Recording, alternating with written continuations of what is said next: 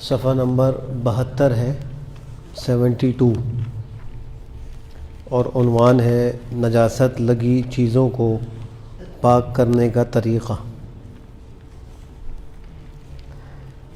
اس سے پہلے درس میں ہم نے ناپاکی اور نجاست کے بارے میں پڑھا تھا اور اس کی اقسام اور ان کے احکام کو بیان کیا گیا تھا۔ اس بیان میں ایک عنوان تھا نجاست غلیظہ کا حکم، صفحہ نمبر 71 پر، اور اس میں لکھا تھا کہ اگر نجاست وزن میں 1 درہم یعنی 4.5 ماشے یا اس سے کم ہو تو معاف ہے۔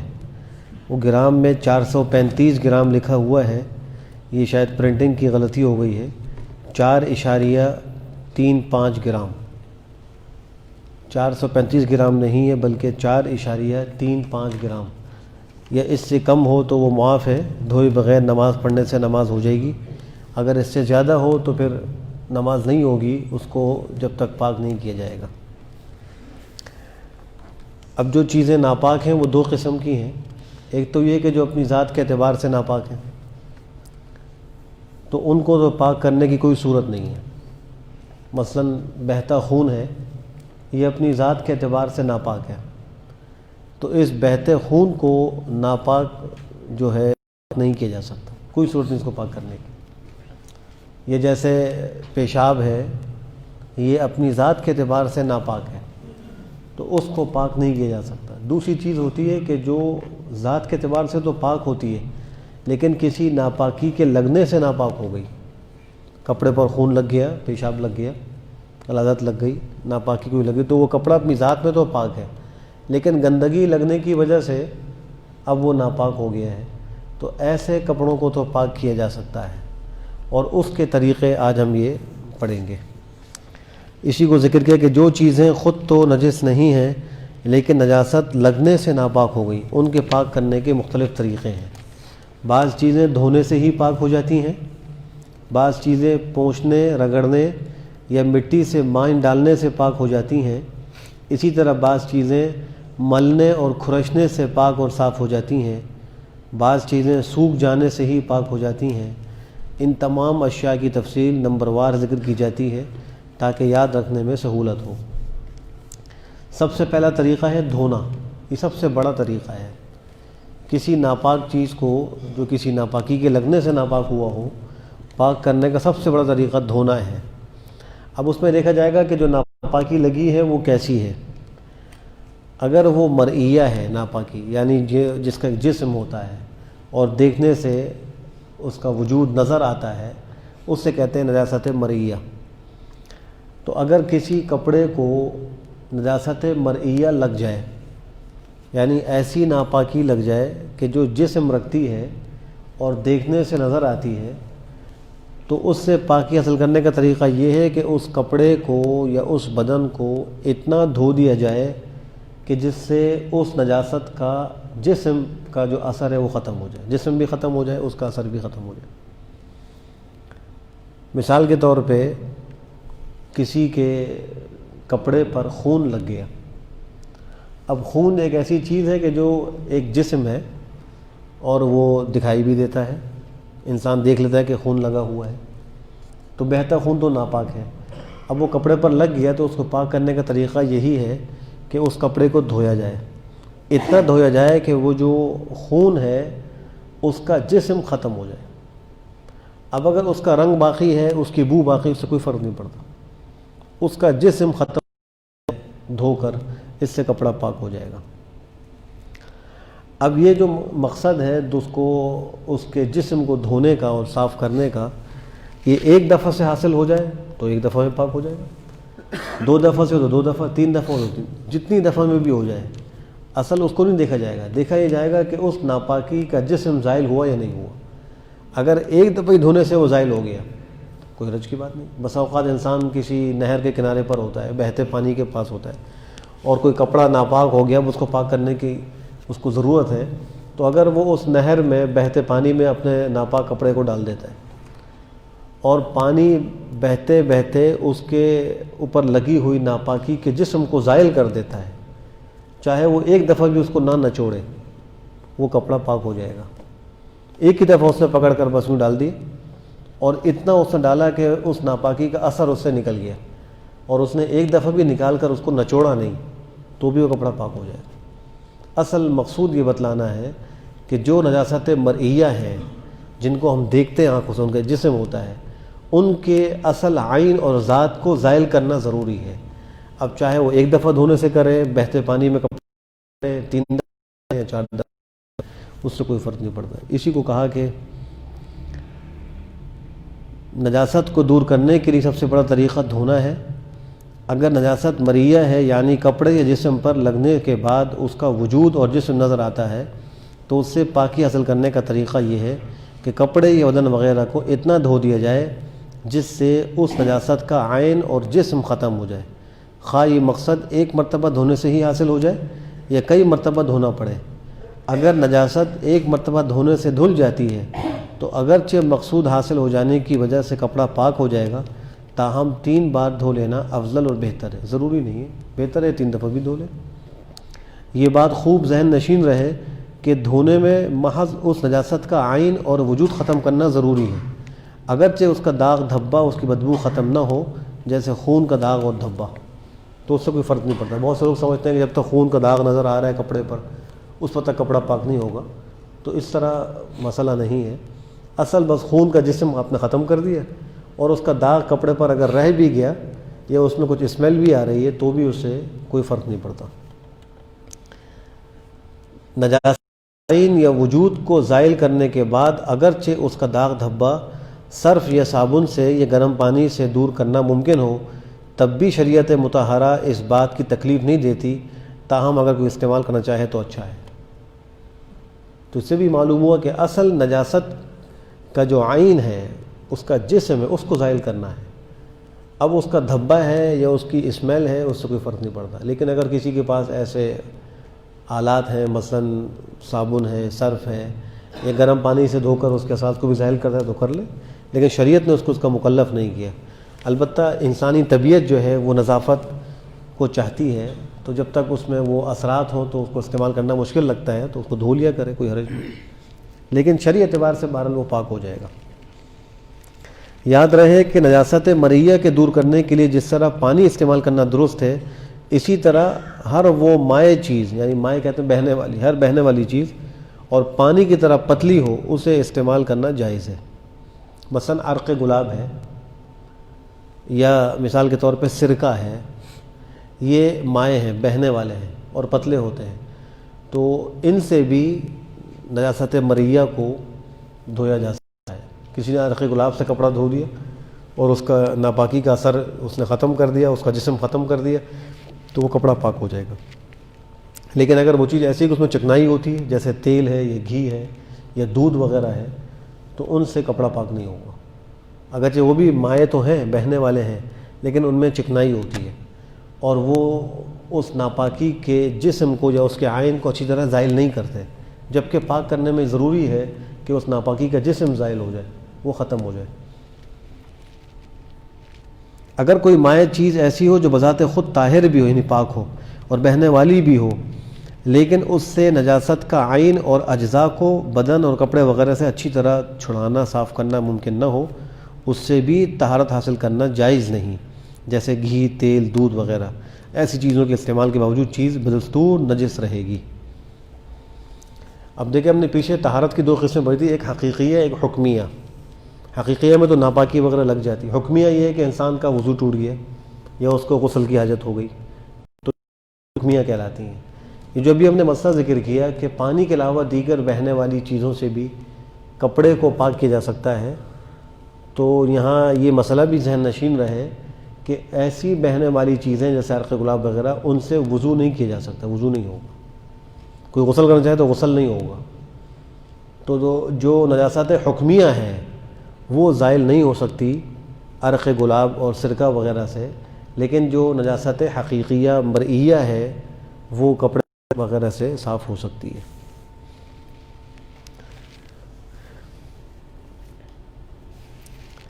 یہ تفصیل تو نظر آنے والی نجاست مریہ کے بارے میں ہے، لیکن اگر وہ نجاست نظر نہ آنے والی ہو، جیسے پیشاب وغیرہ، یہ خشک ہونے کے بعد نظر نہیں آتے، کپڑے پر پیشاب لگ گیا اور خشک ہو گیا تو بالکل پتہ نہیں چلتا کہ کپڑا پاک ہے یا ناپاک، تو اس سے پاکی حاصل کرنے کے لیے پانی یا پانی جیسی پتلی بہنے والی کسی بھی ایسی پاک چیز سے جس سے نجاست کا اثر زائل کرنا ممکن ہو 3 مرتبہ اس طرح دھونا ضروری ہے۔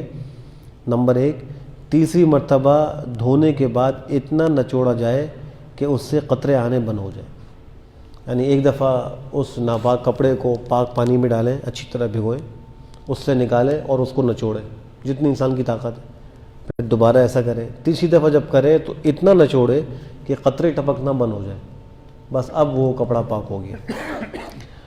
دوسری چیز یہ ہے کہ ہر دفعہ نیا پاک پانی استعمال کیا جائے، مثلا اگر بالٹی میں پاک پانی ہے اور کوئی کپڑا ناپاک جس پہ پیشاب وغیرہ لگا ہوا تھا اس بالٹی میں ڈال کر گیلا کر لیا، اب جب اس سے باہر نکالیں گے تو وہ پانی تو ناپاک ہے جو بالٹی میں موجود، اس کو تو گرانا پڑے گا، کپڑے کو نچوڑ لیں، بالٹی کا پانی گرا کر نیا پانی اس میں ڈالیں اور پھر دوبارہ کپڑے کو بھگوئیں، اس طرح 3 دفعہ کرنے سے وہ کپڑا پاک ہو جائے گا۔ یہ ان چیزوں کے بارے میں جن کو نچوڑنا ممکن ہے۔ کچھ چیزیں ایسی ہوتی ہیں کہ جن کو نچوڑنا ممکن نہیں ہے ہاتھ سے، جیسے قالین ہے یا کوئی موٹا گدا ہے، اس کو نچوڑا نہیں جا سکتا، تو اس کے پاک کرنے کا طریقہ یہ ہے کہ اس کو پاک پانی سے اچھی طرح گیلا کر لیں اور اس کو کسی اونچی جگہ پر لٹکا دیں، دیوار وغیرہ پہ یا تار پر لٹکائیں، اور اتنی دیر لٹکائیں کہ اس میں جو پانی ٹپک رہا ہے نا وہ ٹپکنا بند ہو جائے، اگرچہ وہ گیلا ہے اور نچوڑنے پر پانی اور بھی نکل سکتا ہوا لیکن نچوڑنا ممکن نہیں ہے، لیکن ٹپکنا پانی خود بخود بند ہو گیا۔ اب اس قالین کو دوبارہ پانی میں بھگوئیں، پھر لٹکا دیں، 3 دفعہ ایسے کرنے سے وہ قالین یا وہ موٹی چیز جس کو نچوڑا نہ جا سکے وہ بھی پاک ہو جائے گی۔ 3 مرتبہ دھونے نچوڑنے وغیرہ کا مسئلہ اس وقت ہے جب پانی جاری نہ ہو، یعنی بہتا پانی نہ ہو۔ اگر پانی جاری ہو، مثلا کھلے نل کے نیچے ناپاک کپڑے کو رکھ دیا جائے یا نہر یا دریا میں ڈال دیا جائے یا سمندری لہر کے سامنے کر دیا جائے اور اس کپڑے پر اتنا پانی بہہ جائے کہ نجاست دور ہو جانے کا اطمینان ہو جائے تو کپڑا پاک ہو جائے گا، نچوڑنے کی بھی ضرورت نہیں۔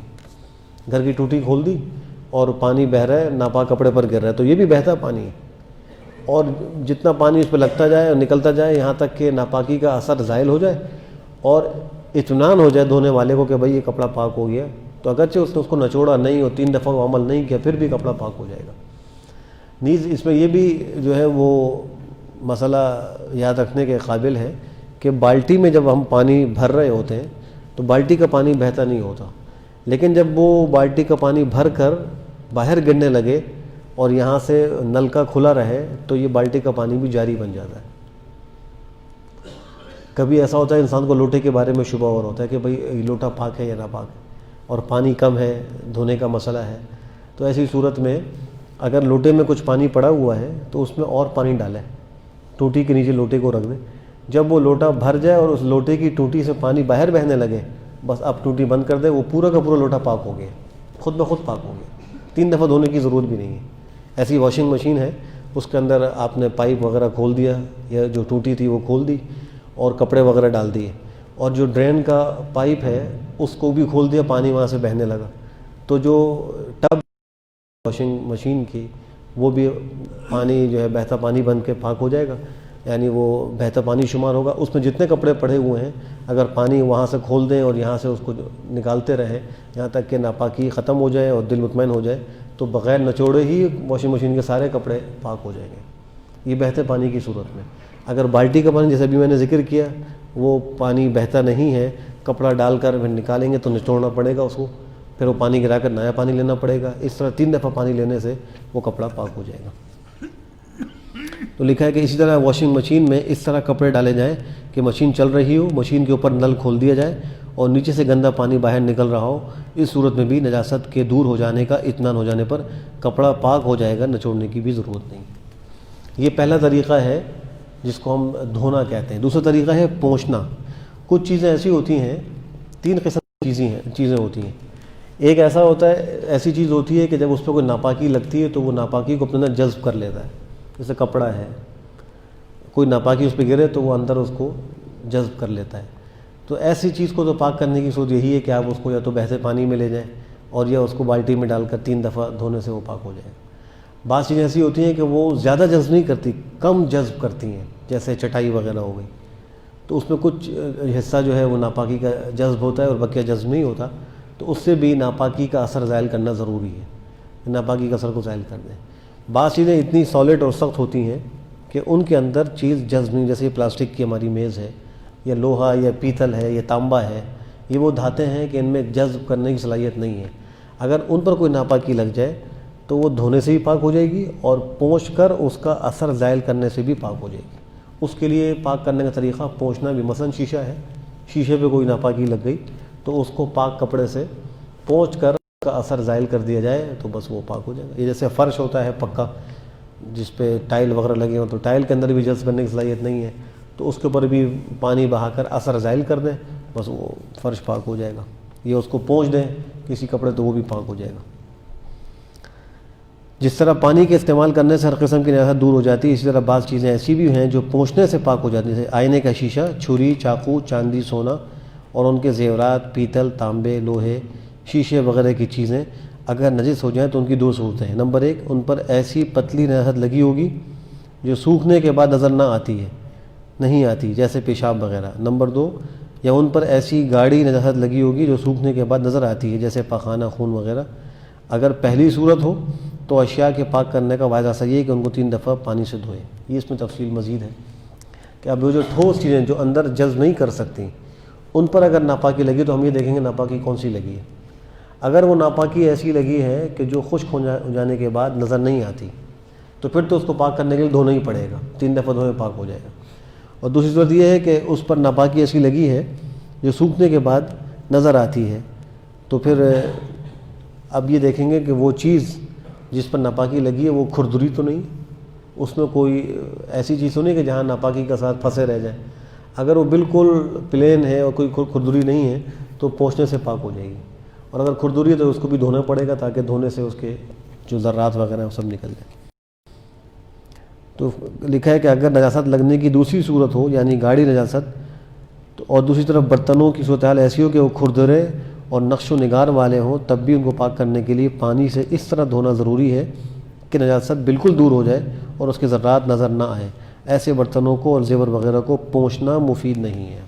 خالی کپڑے پھیرنے سے، صاف کرنے سے پاک نہیں ہوں گے، بلکہ پانی سے دھو کر اس کے ساتھ کو زائل کرنا ہوگا، کیونکہ نجاست ان کے کھردرے پن اور نقوش کی وجہ سے ان کے ریخوں کے درمیان جم جاتی ہے۔ پونچھنے سے نجاست سے مکمل آزادی حاصل نہیں ہوتی، لیکن اگر یہ چیزیں اور ان سے بننے والے برتن اور زیور وغیرہ ہموار ہوں تو کپڑے، مٹی اور ٹیشو پیپر وغیرہ سے خوب پونچھنے سے بھی پاک ہو جاتی ہے۔ یہ 2 طریقے ہو گئے جو آج ہم نے پڑھ لیے، ایک طریقہ دھونے کا اور ایک طریقہ پونچھنے کا۔ اللہ سبحانہ و تعالی ہم سب کو عمل کی توفیق نصیب فرمائے۔ کوئی سوال ہو اس سے متعلق؟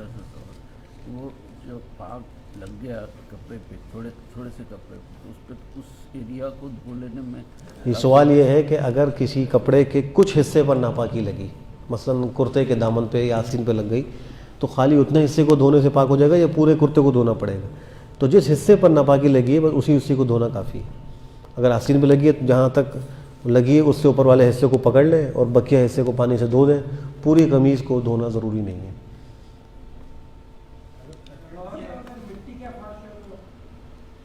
جی ہاں، وہ انشاءاللہ آگے ہمارے جو اور طریقے آ رہے ہیں وہ ہم ذکر کریں گے۔ ابھی ہم 2 طریقے ہم نے آج پڑھے ہیں، دھونا اور اس کو پونچھنا۔ جو مٹی کے برتن یا مٹی کا فرش ہوتا ہے اس کے دھونے کا طریقہ انشاءاللہ آگے آ جائے گا، پاک کرنے کا طریقہ ہے۔ جی ہاں، تو اس میں بس یہ دیکھیں کہ وہ چکنا چیز نہیں، پیٹرول چکنا نہیں ہوتا، تو اس سے بھی بس وہ شرط ہے کہ ناپاکی کیسی ہو، جو مری ہو نا۔ وہ والا چکر ہے کہ وہ حرام اور حلال تو ٹھیک ہے، جو درمیان والا اس سے اجتناب کرو۔ اس میں بس یہ دیکھنے کہ جو ناپاکی لگی ہے وہ اگر مرئیہ ہے تو پھر تو وہ اس سے بھی پاک ہو جائے گا، اس کا اثر ظاہر کرنا۔ اگر پیٹرول نے اثر ظاہر کر دیا تو صحیح ہے، پاک ہو جائے گا۔ جیسے عرق گلاب نے اثر ظاہر کر دیا، پاک ہو جائے گا، ایسی پیٹرول سے بھی ہو جائے گا۔ لیکن اگر وہ نجاست ایسی جو مرئیہ نہیں ہے تو پھر نہ وہ عرق گلاب سے پاک ہوگا نہ پیٹرول سے، بلکہ اس کے لیے پانی ضروری ہے۔ میرا تو خیال ہے سر کہ پیٹرول کو وہ ڈاؤٹ والا چکر ہے، کیونکہ اس میں تیل کا عنصر ڈیفینیٹلی ہوتا ہے، لیکن اس میں چکنائی نہیں ہوتی نا۔ ایک ہوتا ہے ہمارے کھانے کا جو آئل ہے یا سرسوں کا تیل وغیرہ، اس میں جو چکنائی ہے اس طرح تو پیٹرول میں نہیں ہوتی، تو وہ اس کے دھونے سے پاک نہیں ہوگا، اس سے تو ہو جائے گا۔ عام طریقہ کار ہوتا ہے کہ نا سارے کپڑے ایک ساتھ واشنگ مشین میں چھوٹے کپڑے بھی چلے گا. اور اس کے بعد جو واشنگ مشین سے نکلے اور کھلے پانی کے نیچے وہ دھل کر ٹنکے سوکھ گئے, اگر 3 دفعہ ہوئے یا نہیں ہوئے؟ لیکن 3 دفعہ جو پاک کرنے کا طریقہ ہے اگر وہ کر لیا جائے, 3 تو نہیں ہوتے عام طور پہ. اگر نہیں ہوتے تو پھر اب اس میں احتیاط یہ کرنی چاہیے کہ جو ناپاک کپڑے ہوں ان کے ان حصوں کو پہلے ہی پاک کر کے میلے کپڑوں میں رکھا جائے. یہ احتیاط کر لی جائے گھروں کے اندر کہ اگر کوئی کپڑا ناپاک ہوا ہے تو اس کی ناپاکی کو دھو کر پھر اس کو میلے کپڑے میں رکھیں, پورا کپڑا بعد میں دھل جائے گا. اگر یہ احتیاط نہیں کر رہے تو پھر ایسی صورت میں 3 دفعہ نچوڑ کر دھونے کا اہتمام ضرور کیا جائے. ماسیوں کو بتلایا جائے کہ آپ ان سب کپڑوں کو 3 پانیوں سے اچھی طرح کھنگالیں اور ان کو نچوڑیں تاکہ ہوتے ہی ہیں, کیونکہ ایک مرتبہ سرف ڈال کے جی مشین چلا دی, پھر اس کو نکال کے رکھا, پھر صاف پانی ڈالا, جی تو وہ دوسری مرتبہ وہ رنس کرتے ہیں اس کو. ہاں, تو لیکن تیسری مرتبہ کا اہتمام 3 دفعہ کا اہتمام کر لینا چاہیے, احتیاطاً 3 دفعہ کا اہتمام کر لیں. ظاہر نظر آتا ہے.